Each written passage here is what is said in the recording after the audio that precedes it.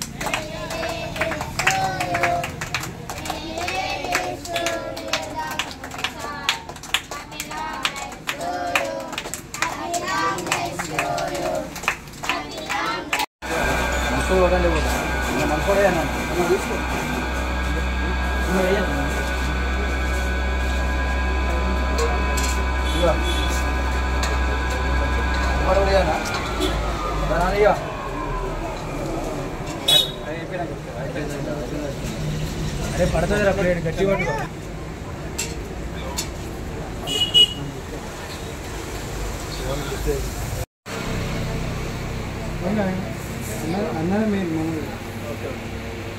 BRS party రాష్ట్ర కార్యదర్శి మాజీ police housing corporation chairman Koleti Damodar అన్న గారి జన్మదినాన్ని పురస్కరించుకొని MDHWS అనాథ పిల్లల బాలల సంరక్షణ సంస్థలో కేక్ కటింగ్ మరియు అన్నదాన కార్యక్రమం చేయడం జరిగింది।